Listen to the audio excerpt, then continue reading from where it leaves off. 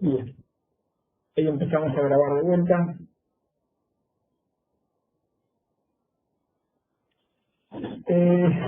Ustedes van a ver en muchos problemas prácticos, en parciales viejos y ahora en libros, que pese a que hablamos de unidades de viscosidad y de viscosidad cinemática, nos van a decir, por ejemplo, viscosidad de tantos segundos, y a veces aparece SSU, cuando estamos hablando de viscosidad en segundos, Seibert universal. Entonces a usted le va a agarrar la dicotomía, así que, ¿de qué estamos hablando? Julio habló de otras unidades. La cuestión es que para medir viscosidades cinemáticas, casi siempre utilizamos viscosímetros que toman el tiempo que tarda un fluido termostatizado a una determinada temperatura, por supuesto, a pasar a través de un capilar entre dos marcas. Entonces, muchas de las mediciones directamente se expresan en segundos, es decir, son los segundos que tardó en pasar el fluido a través de un capilar y en pasar una determinada cantidad, es decir, entre dos marcas de un capilar. Entonces, no se asusten si ven como unidades de viscosidad SSU, son segundos Seibert universal y son unidades de viscosidad por ahí no convencionales, poco ortodoxas, pero vienen a utilizar o viscosímetros capilares o viscosímetros de Seibert. Ya cuando hablamos de viscosidades comunes, eso sí que tenemos viscosímetros rotacionales o viscosímetros de Brookfield, son viscosímetros mucho más caros que un Seibert universal y casi siempre dan en la unidad que yo digite en los paneles digitales del equipo, ¿sí? Pero no se asusten si por ahí hablan de una viscosidad y le dicen SSU o le dicen segundos. Estamos hablando de viscosidades cinemáticas medidas con un equipo muy barato, muy sencillo, que es un viscosímetro Seibert.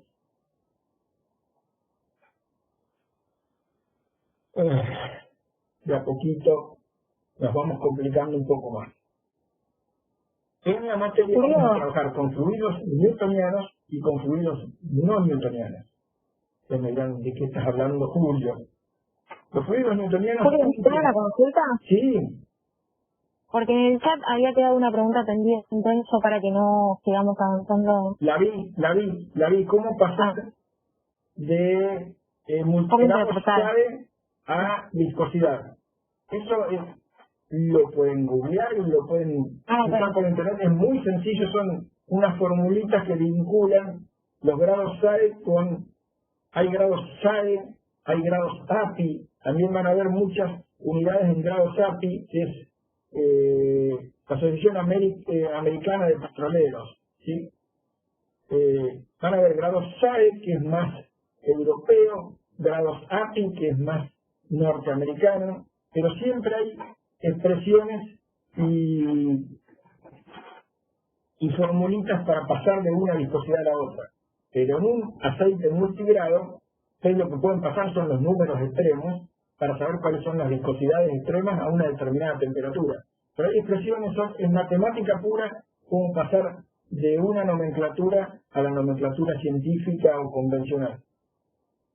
Y lo que decía de cómo interpretar también, o sea, ¿a qué se refieren los números? Los números están directamente vinculados con la viscosidad la temperatura del aceite a una determinada temperatura, ¿sí? Los que... Perfecto. Hay gente que lleva a cambiar el aceite del auto o lleva a cambiar el aceite de la moto. Los que somos medio fierreros como yo y nos gusta meter mano en el auto y en la moto, sabemos que si vamos a ir a un encuentro de moteros en invierno a Ushuaia, yo le voy a poner un aceite con un número inicial de SAE bajo, cosa de tener buena viscosidad a una baja temperatura. Pero si me voy en la moto a un encuentro de motos en Curitiba o me voy en moto a Machu Picchu, busco un SAE que tenga el último número lo más alto posible, porque cuando esté cruzando por Bolivia seguramente la temperatura va a ser alta. Entonces uno no es que un motor lleva un rango de multigrado SAE fijo, sino que uno selecciona el rango de multigrado SAE de acuerdo a la temperatura en la que va a usar su vehículo. No es lo mismo una persona que tiene un auto en Ushuaia que una persona que tiene un auto en Río de Janeiro. ¿Eso está claro? Uno elige el rango de viscosidad. Puede ser el mismo modelo de auto, pero están sí, usan diferentes aceites. Exacto. Si uno le pone el mismo aceite en Ushuaia, que en Mar del Plata, que en Río de Janeiro, en realidad está sometiendo al auto a un esfuerzo innecesario. Básicamente el fabricante del auto te da un rango promedio si lo usa pero en realidad ustedes que son estudiantes avanzados de ingeniería, van a ser ingenieros en muy poco tiempo, tienen que saber que la cosa es un poquitito más compleja y tienen más variables a analizar al momento de elegir un aceite para un auto.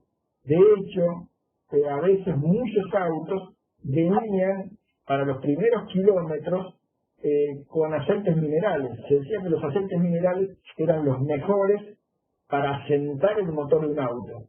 Después se pasaba a un aceite semisintético y básicamente casi siempre teníamos hace unos 10 o 15 años la idea que un aceite totalmente sintético era ya para competición. Yo compré auto ahora en febrero, en 0 kilómetros, y me vino con un aceite sintético. Y el primer servicio es dentro de 10.000 kilómetros. Las cosas van cambiando de acuerdo a la tecnología de los motores ya vienen asentados, antes había que asentarlos, pero normalmente siempre arrancábamos un auto nuevo o una moto nueva con un aceite mineral que dejaba depósitos de carbono que hacían bien para que el motor se asentara bien.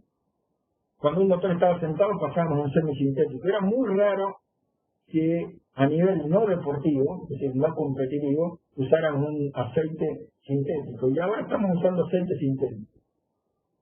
En mi auto tengo aceite sintético, 100% sintético, y tiene una duración estimada para un uso normal de unos 10.000 kilómetros. En la moto estoy usando un Castrol semisintético, y lo cambio cada 2.500 kilómetros. Perdón, ¿está bien? Bien, seguimos. Vamos a denominar. Sí. Conozco una pregunta que es en las bici, por ejemplo. Yo ando en bici, pero jamás no tenía ni idea de eso del aceite, Yo fui al service una vez, pero después nunca más. Diana, si vos andás en bici a nivel recreativo y para dar una vuelta por la costa o para ir a la casa de un amigo o para hacer algo de ejercicio, normalmente uno usa un lubricante casi cualquiera. Pero tengo varios amigos que corren Ironman de Hawái y qué sé yo, y están con el aceite multigrado de tanto, con un agregado de teflón, con un agregado de grafito. Los de Ironman son todos maricones para correr. Qué sé yo no voy a opinar del tema. Pero lo que yo les digo es que el tipo que usa una bicicleta de alto rendimiento elige el aceite con mucho cuidado.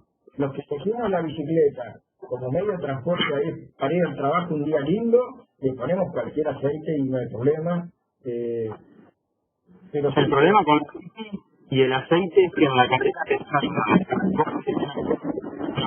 es un aceite que no es de teflón, por ejemplo.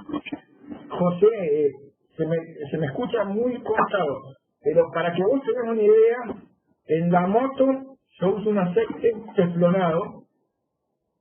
Cuando le pongo el aceite a la cadena queda todo blanco y normalmente se lo pongo el día anterior a salir de viaje para que ese aceite gele un poco y se pegue a la cadena. Pero yo porque ando en moto y viajo y ando en ruta. Pero si voy a hacer... Claro, pero por ejemplo, Entonces no la uso solo como recreativo, capaz hay veces que sí, entrenamos, estaba en un grupo y todo, pero tampoco es que éramos re experimentados. Tenemos, no sé, 50 kilómetros más o menos, pero no tengo en realidad idea de qué aceite poner. O sea, me pongo y rezo que no se me corte la cadena. Pues yo sé que levanta temperatura, todo el asunto, pero no tengo idea, o sea, y tampoco es que soy al bicicletero. Dayana, no, para la bici vos todavía no están a nivel pro. No, pero no. El audio en donde Jaguar te puedo asegurar que el aceite con para los normales ciclistas, o para vos que estás por ahí en un nivel ya un poco más avanzado, el aceite es solamente un lubricante y no mucho más. O sea que no te enrosques demasiado con eso todavía. Si para los ciclistas de nuestra categoría lo fundamental es llegar vivos a casa y con la bicicleta, ¿sí? Claro, que no nos roben, es la idea, digamos, que agarrar la bicicleta y no venir chorear. Llegar vivos, sí, ese es nuestro principal problema. La cuestión es la siguiente, cambia mucho el concepto del aceite. Es decir, yo voy a andar por ruta y uso un aceite, un lubricante de cadena teflonado. Pero si voy a hacer una parte de ripio de la ruta 40 y voy a levantar mucho polvillo, necesito un lubricante distinto que no junte tierra, porque la tierra y la arena van a trabajar como abrasivos sobre la cadena. Entonces, la cantidad de variantes que tenemos en el tema de aceites multigrados, aceites solamente para lubricación de cadenas y estas cosas, es enorme. No se vuelvan locos, pero quiero ir abriéndole puertitas mentales para que vean de lo que estamos hablando y las variantes que hay. Una de las variantes adicionales que aparecen es que no todos los fluidos que vamos a trabajar dentro de nuestro ejercicio profesional son newtonianos. Hay fluidos también no newtonianos. Nuevamente definimos a los newtonianos. Cumplen con la ley de la viscosidad de Newton. La viscosidad es constante e independiente del esfuerzo de corte que se aplica al fluido. Si una viscosidad constante a una determinada temperatura, una viscosidad constante con el tiempo y una viscosidad constante e independiente del esfuerzo de corte que se le aplica al fluido.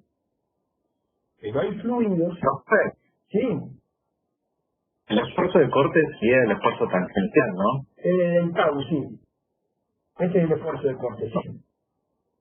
Leandro o a todos, es decir, yo por ahí doy algunas cosas por sobreentendidas, por favor me frenen las veces que sea necesario, porque por ahí hablo de transferencia, cantidad de movimiento, esfuerzo, corte y dirección, y dicen, no sé de qué están hablando, Julio. Me frenan las veces que sean necesarias y agradezco las preguntas de ese tipo. Gracias, Leandro. Ya que lo estamos mencionando, Julio, ¿podés decir que es esfuerzo de corte? Porque técnicamente... Cuando hablo de esfuerzos de corte, hablo de un tau y un tau IJ. Acuérdense que los tau II son esfuerzos normales vinculados con presiones estáticas y dinámicas. Cuando hablo de esfuerzos de corte, hablo de fuerzas tangenciales aplicadas a un fluido que lo hacen fluir y que generan una transferencia de cantidad de movimiento. Cuando hablo de esfuerzo de corte, hablo de componentes del tensor, esfuerzos viscosos que sean del tipo tau sub IJ y no tau sub II. ¿Sí? Sí, perfecto. Ok. Van a ver que hay muchos fluidos que son no newtonianos, es decir, no cumplen con esa ley sencillita de la viscosidad de Newton. Y vemos que para los fluidos no newtonianos la velocidad puede variar con el tiempo, con la magnitud del esfuerzo de corte, con ambas cosas a la vez. De hecho, el sistema de bombeo más interesante, más sutil que vemos es el sistema de bombeo de sangre en el cuerpo humano, y la sangre no es un fluido newtoniano. O sea que modelar el sistema de bombeo de sangre en el cuerpo humano a través del corazón, con un conjunto de bombas de desplazamiento positivo y las arterias por donde sale la sangre con alta presión y las venas por donde vuelve la sangre con baja presión para hacer un recambio y oxigenación en el sistema de pulmones, todo eso de sangre es circuitos de circulación de un fluido no newtoniano. La ciencia que estudia el flujo y la deformación es lo que conocemos como reología. Y vamos a ir, en reología vamos a ver todo lo que es mecánica de fluidos newtonianos hasta sólidos elásticos. Todo lo que queda en el medio entre un fluido puramente newtoniano y un sólido que cumple con la ley de elasticidad de Hooke, todo eso es lo que vamos a estudiar en reología. Esto lo pueden ver, hay bastante de reología en el primero o en el segundo capítulo del libro de Beer, tiene muchos ejemplos, les recomiendo ver algo de reología de esa parte. Insisto, la reología estudia comportamiento mecánico y las propiedades del material cuando, y hablamos de material fluido, cuando se lo somete a esfuerzos de corte, esfuerzos tangenciales de deformación. La ley de Newton es muy sencillita. Dice que, por ejemplo, una componente del tensor esfuerzo en flujo unidireccional, guarda, una componente del tensor esfuerzo en flujo unidireccional, coordenadas cartesianas y flujo laminar, repito, una de las componentes de la ley de Newton para flujo laminar, flujo unidireccional y flujo, no me acuerdo cuál era la otra, es esta. Alguien que me ayude, que me olvide. Fíjense que esta viscosidad es función de la presión y de la temperatura. ¿Sí? En realidad, la mayoría... ¿Sí? Escenario. ¿Cómo? Bien. Gracias. Esto es un extremo de los fluidos que llamamos fluidos perfectamente viscosos. Los fluidos que cumplen con la ley de Newton son lo que llamamos fluidos perfectamente viscosos. En el otro extremo de las posibilidades mecánicas tenemos los sólidos que cumplen con la ley de elasticidad de Hooke, los sólidos perfectamente elásticos. En el medio tenemos un montonazo de fluidos viscosos y mucho más cerca de los sólidos perfectamente elásticos tenemos los materiales viscoelásticos. Fíjense que en esta línea de avance que va entre los sólidos perfectamente elásticos y los fluidos perfectamente viscosos, muy cerca de los sólidos perfectamente elásticos, tenemos a los materiales viscoelásticos. Y la ecuación reológica de esos materiales viscoelásticos ya no habla de una viscosidad fija y constante con una presión y una temperatura, sino que habla de una viscosidad aparente. Fíjense que cambia el simbolito, pasamos de viscosidad newtoniana a una viscosidad aparente, y esa viscosidad aparente es función de la presión, de la temperatura, del tiempo de aplicación del esfuerzo y de la magnitud del esfuerzo o de la magnitud de la velocidad de deformación. Fíjense que la ley newtoniana era muy sencillita.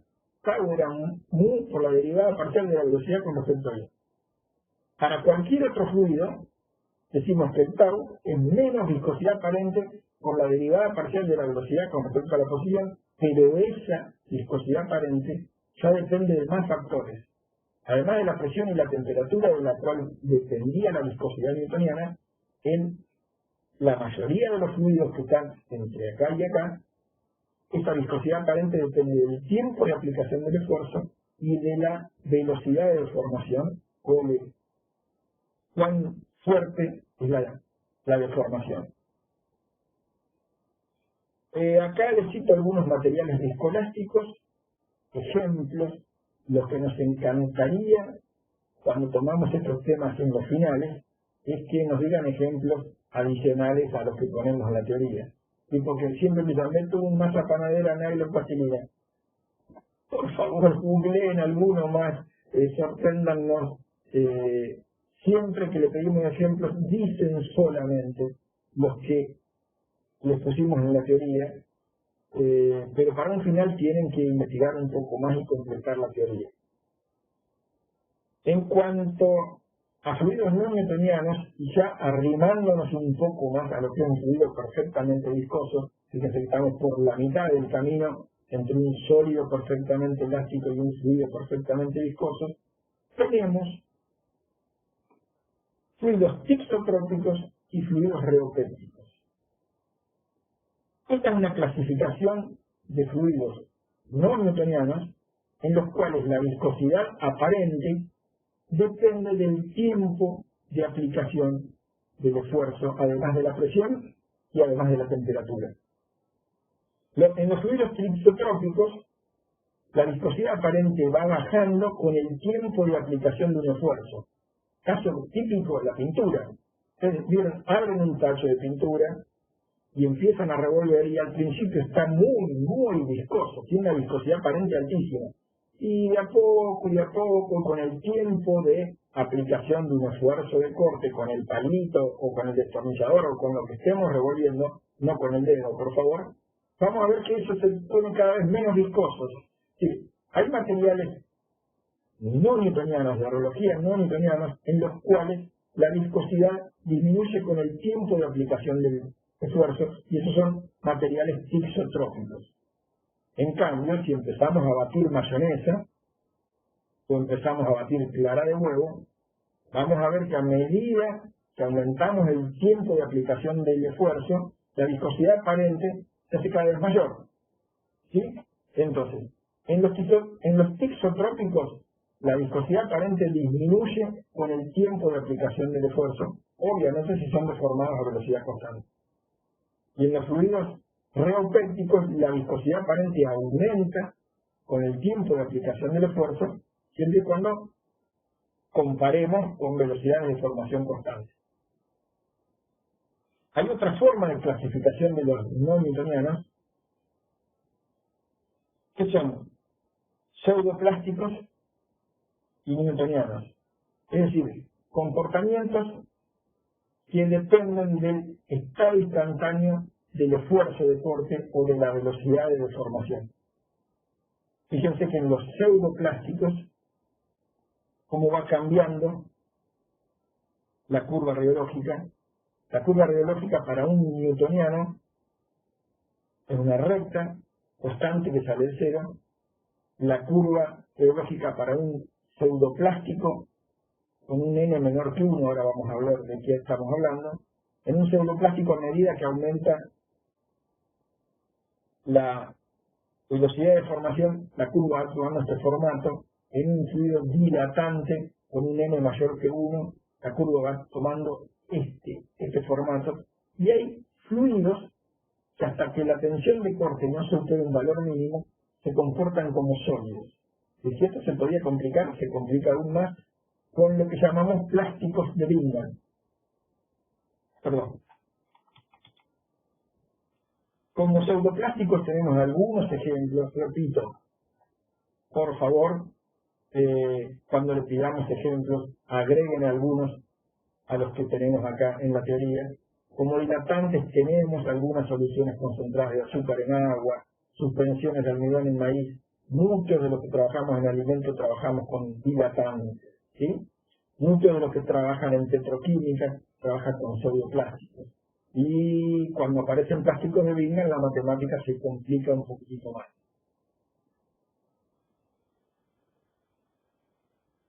Fíjense, cuando hablamos Julio, sí. Perdón, entiendo los ejemplos, pero la primera diapositiva cuando arrancaste a explicar con la parte matemática como que no la entendí. ¿Podés volver a eso un poquito? ¿Esta? No, la anterior. La anterior a esa. ¿Esta? La anterior. ¿Esta? Está bien que te haya complicado. Acá abajo tenemos la menos derivada de la deformación. Y acá tenemos algo relacionado con el tau. Como está complicado, yo lo pasé como alambre caído, con la esperanza que no se enroscaran con eso, pero a vos te quedó la duda, lo pasé como alambre caído no se enrosquen demasiado con esto. Lo que sí quisiera que busquen un poquitito más de lo que son materiales viscoelásticos. No van a tener muchos problemas en la resolución de seminarios de materiales viscoelásticos. Nosotros vamos a trabajar en la materia más o menos de acá para arriba. Lo único que quiero que sepan es qué pasa con estos materiales viscoelásticos que están muy emparentados con los sólidos perfectamente elásticos, pero no se enrosquen. No vamos a hacer problemas con materiales viscoelásticos. Y si este grafiquito se les complicó es que estaban atentos. Este grafiquito no es tan sencillo como este y no es tan sencillo como este. Bien. La cuestión es la siguiente. ¿Qué les parece que pasa con la viscosidad aparente de un newtoniano?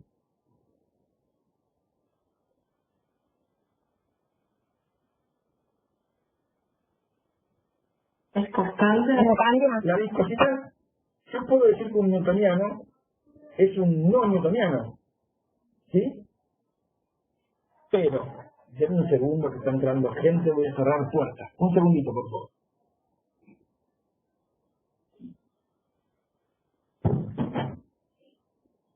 Ahora sí, mil disculpas.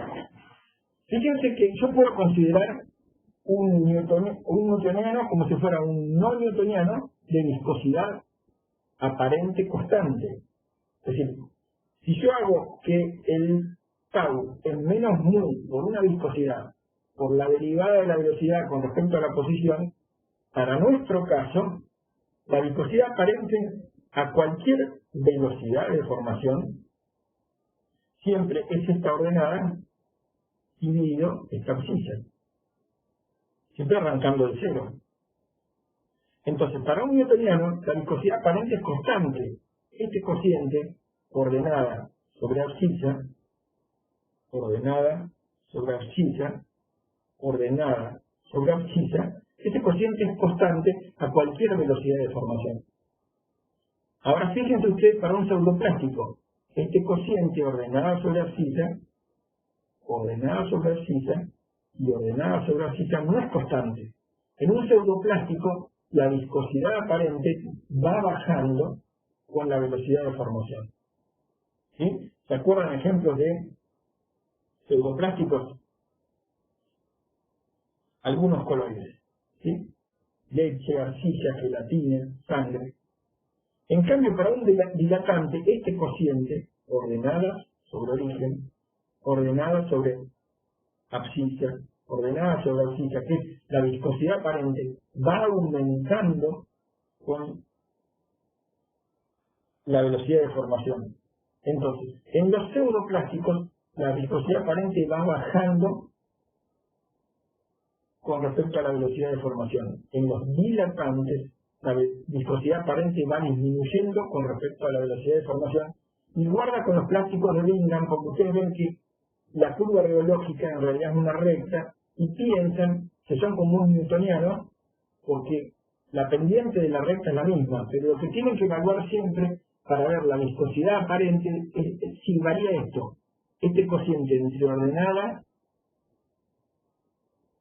y abscissa, este cociente ordenada y abscissa, y les dejo como pregunta que para un plástico de Bingham, una vez que empezó a fluir, la viscosidad aparente aumenta o disminuye con la velocidad de formación.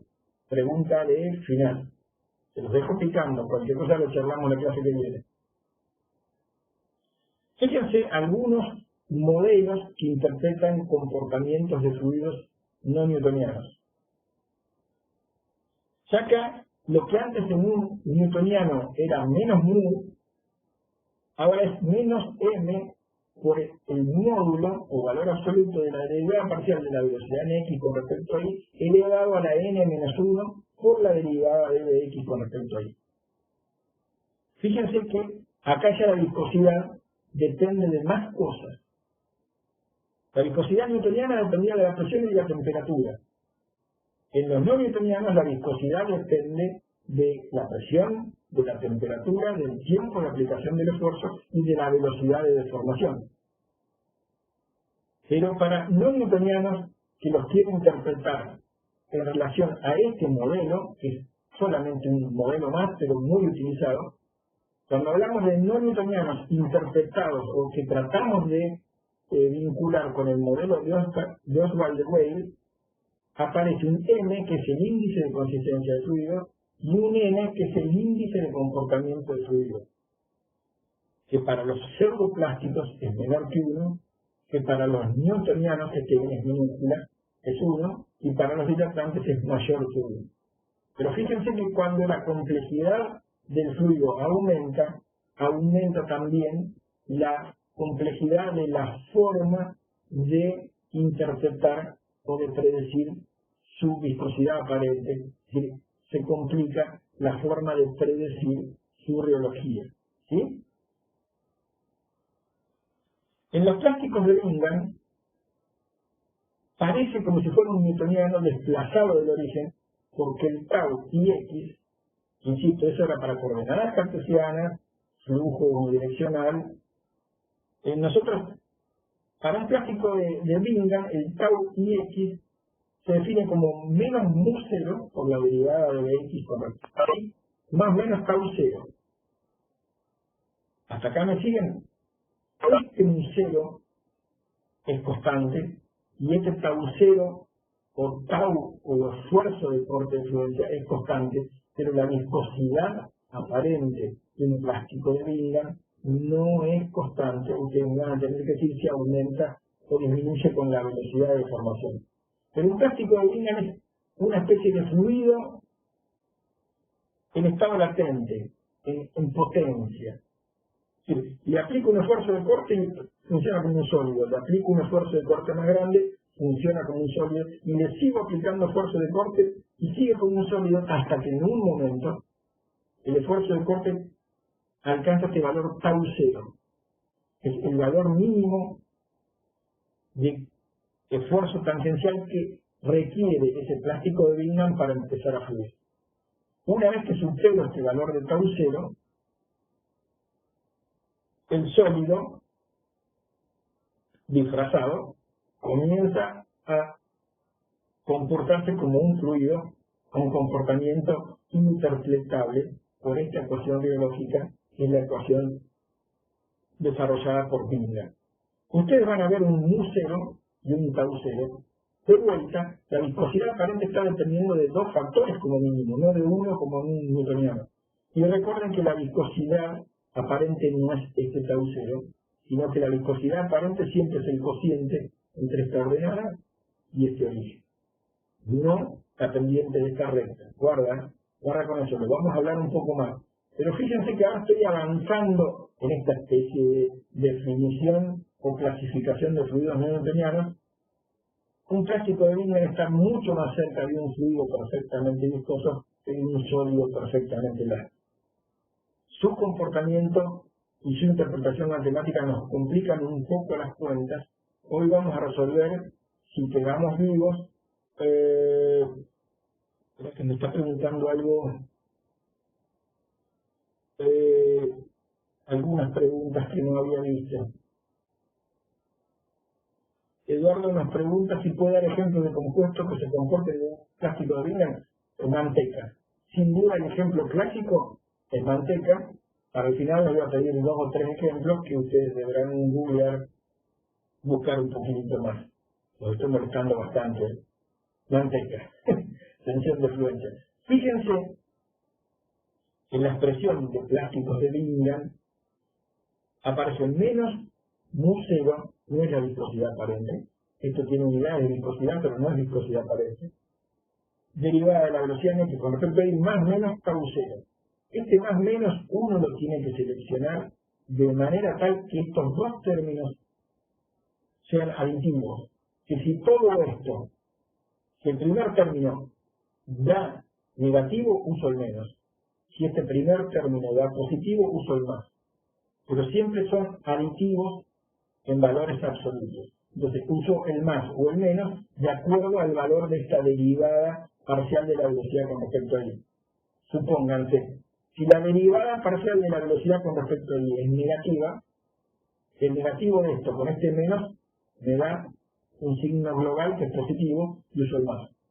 Insisto, este más o este menos ustedes lo eligen después de haber evaluado cuán positivo o cuán negativo es este primer término. Pero siempre son adicionales. ¿Cómo resolves ese término, Julio? Esto es interesantísimo. Constanza, ¿me pregunta? Sí. Constanza, la cuestión es la siguiente. Cuando yo llego acá, ya tengo que tener el perfil de velocidades calculado. Y si calculo el perfil de velocidades, yo ya sé si esta derivada parcial es positiva o negativa. Entonces ya sé el valor de este término y veo si utilizo el más o utilizo el menos. ¿Qué cosas nos vuelven locos a los que corregimos, normalmente invirtiendo fines de semana enteros? ¿Qué cosas nos vuelven locos? Hay veces que ustedes no se toman el trabajito de evaluar el signo de esta derivada, entonces no tienen el signo neto de este primer término. Entonces trabajan con el más menos, y ¿qué hacen cuando pasan de un lado al otro de la ecuación? Nos ha pasado 1000 veces, que el más menos, cero, cuando lo pasan al otro lado de la ecuación, ¿saben cómo lo pasan? Menos más. ¿Me explico? Sí. El más menos no pasa al otro lado de la ecuación como menos más. Ustedes primero tienen que definir si utilizan el más o utilizan el menos, y después seguir trabajando, pero no hagan despejes pasando del más menos al menos más cuando van del otro lado de la igualdad. Por favor, estamos en tercer año de ingeniería, están mucho más cerca de recibirse que de no llegar. Están casi en el punto máximo de activación energética. Si pasan transferencia de cantidad de movimiento es como que ya se van a recibir.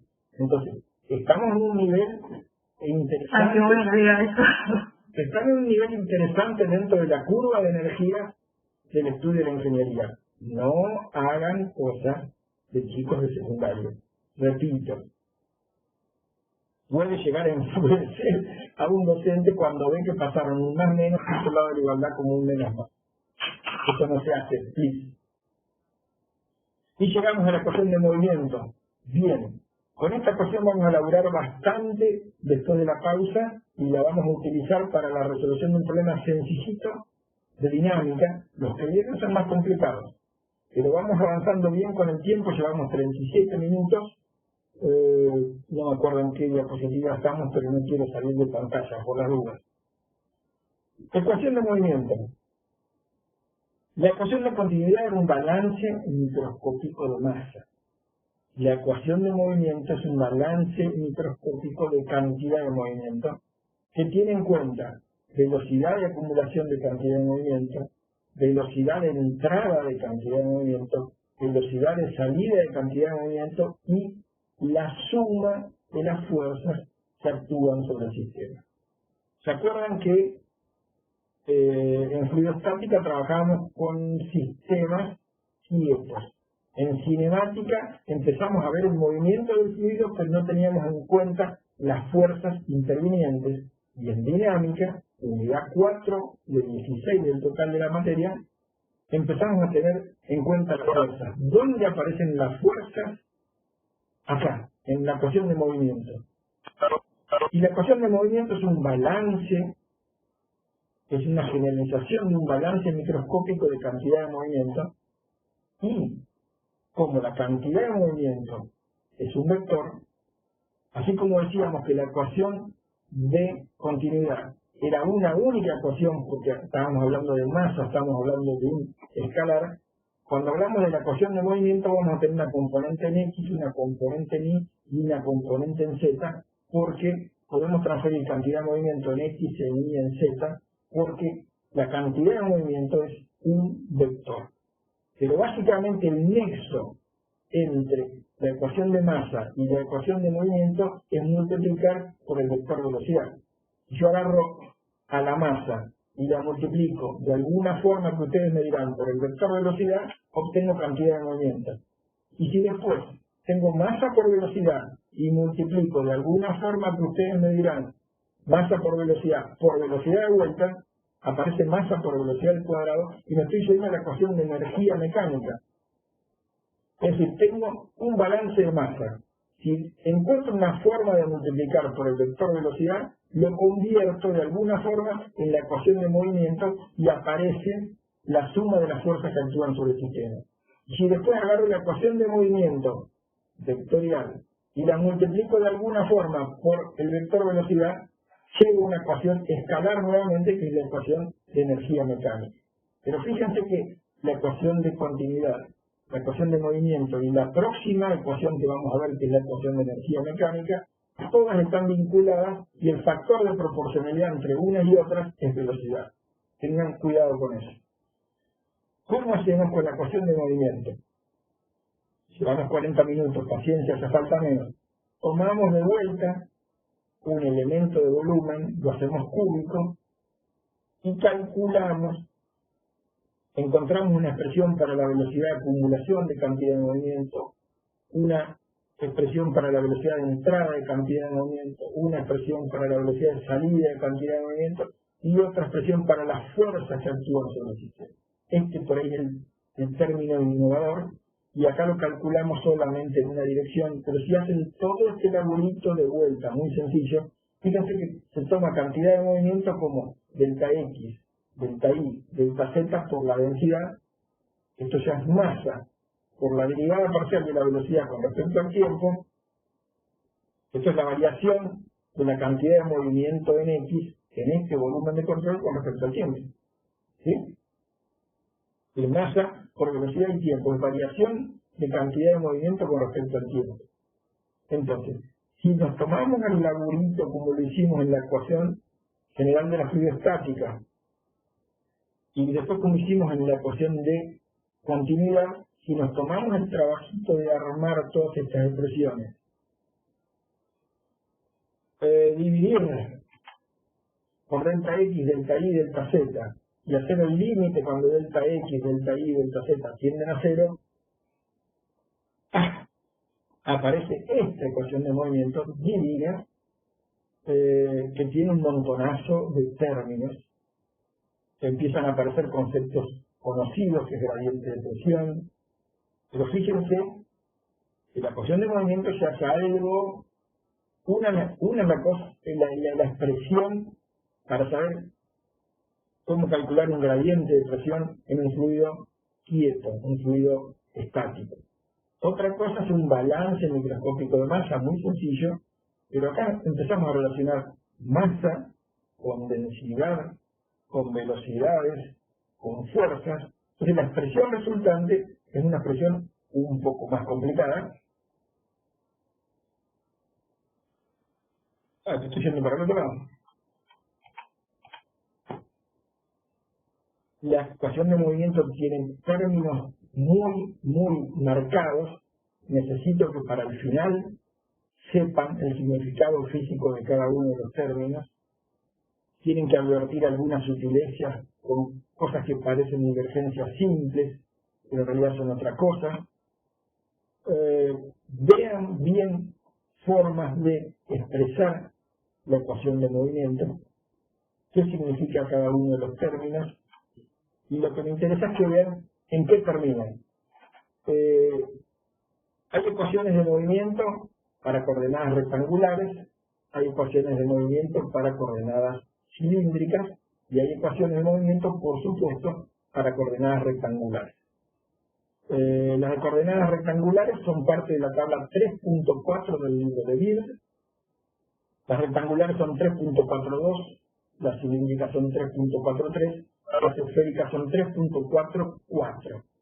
Fíjense que ya son, la cantidad de movimiento es una variable de tipo vectorial, por lo tanto hay componentes en X, en Y y en Z, y fíjense que aparecen un montonazo de derivadas parciales, ¿sí?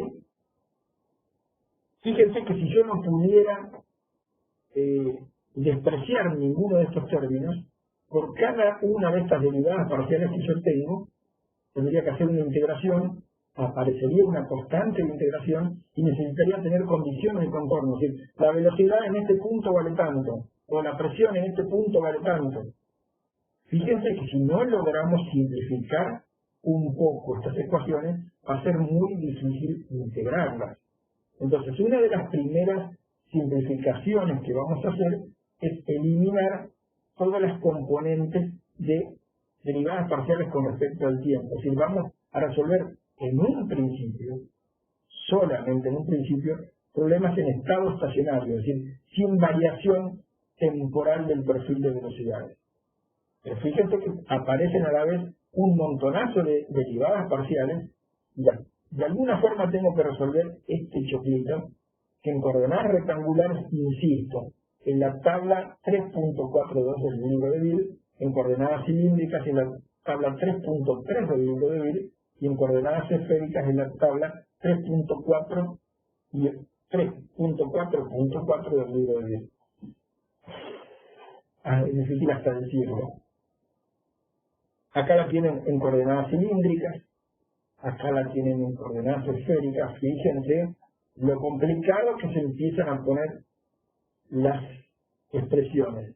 Y la cuestión es la siguiente: la ecuación de movimiento interpreta perfectamente lo que pasa en el interior de un fluido, pero introduce semejante complejidad matemática que a veces la resolución es complicada matemáticamente. A veces tenemos una solución analítica y a veces ni siquiera tenemos una solución analítica. O sea que alguien se rompió la cabeza y estudió muchísimo para encontrar una ecuación perfecta para interpretar qué pasa con un fluido en su movimiento, pero después se nos complicó la matemática que conocemos, la matemática que manejamos para resolver estas ecuaciones. Entonces, no se sientan decepcionados si después de haber encontrado ecuaciones tan completas, vemos que por ahí tenemos que recurrir al diseño analítico o al diseño por similitud o al diseño experimental, algún otro tipo de diseño, ya que a veces estas expresiones no tienen solución exacta o solución analítica. O sea, interpretan perfectamente la realidad de un fluido, pero a veces se nos complica resolver tantas ecuaciones diferenciales simultáneas. Gente, ¿cómo vienen? ¿Alguien quedó vivo?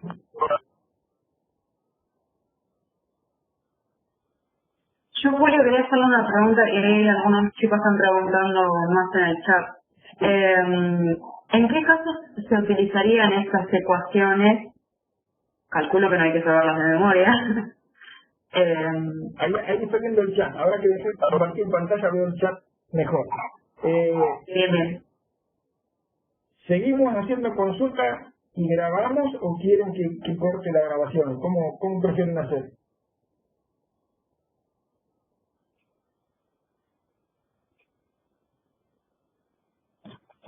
Por mí, que sigan la grabación, si por ahí decimos algo un tipo de... Seguimos con la grabación. ¿En qué casos se tendrían que usar coordenadas esféricas?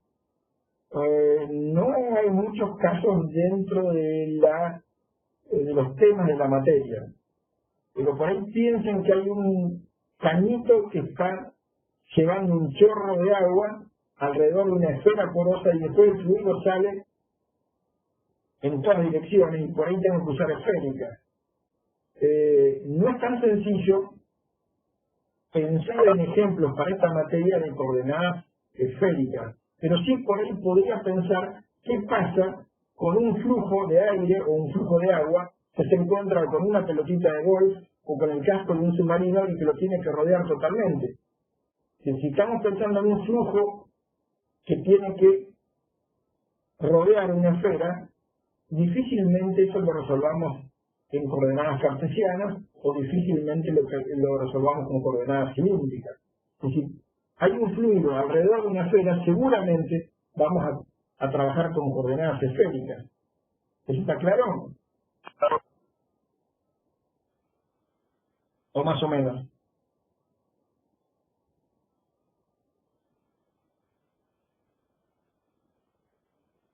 ¿Preguntas? Graba porque las preguntas son buenas. Perfecto. Un ejemplo, cómo calculo las fuerzas sobre una pelotita de golf, sobre una pelotita de ping-pong, no sobre una pelotita de fútbol pateada por Messi, cómo actúan las fuerzas sobre ese objeto esférico que tiene una determinada velocidad relativa entre sólido, esa pelotita, y el fluido en el que se mueve, ¿sí? Ahí vamos a tener que agarrar coordenadas esféricas seguramente. ¿Acá me siguen? ¿Alguien vio el video? ¿Tuvieron tiempo de ver el video? Vean el video, por favor, si es posible, antes del viernes. En el video van a ver que hay una diferencia sustancial para la resolución de la ecuación de continuidad si el flujo es laminar o si el flujo es turbulento. Van a ver que para flujo laminar a veces la ecuación de movimiento es útil y nos sirve para resolver problemas, pero si el flujo es turbulento hace que la resolución matemática sea mucho más complicada. Entonces necesito que vayan armándose la idea de cuáles son las diferencias físicas y las diferencias matemáticas entre un flujo laminar y un flujo turbulento, porque hacia allá vamos la semana que viene. La semana que viene vamos a ver cómo se modifican estas ecuaciones para flujo turbulento y cómo resolvemos estas ecuaciones para flujo transitorio. Es decir, la semana que viene vamos a agarrar la ecuación de continuidad, pero no vamos a eliminar los términos de derivadas parciales con respecto al tiempo.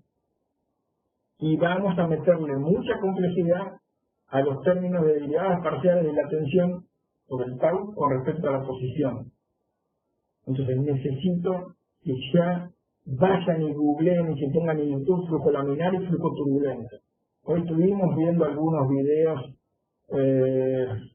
con mi hija, que es bastante inquieta, y había algunos videos muy tontos, pero el video que alguien tuvo la gentileza de compartir el otro día, ese video está piola, mírenlo por favor antes del viernes, y si no, mírenlo en el fin de semana, pero el lunes que viene arrancamos con conceptos vinculados con turbulencia, así que no quiero que se dejen estar con este tema. Yo sé que tienen otras materias y que tienen una vida, pero esta materia va muy rápido y si la dejamos, si nos dejamos estar, va a ser un momento que nos va a superar y va a ser no entiendo nada. Así que no se dejen estar, por favor. Si les parece bien, deja de grabar. Vamos a dejar de grabar.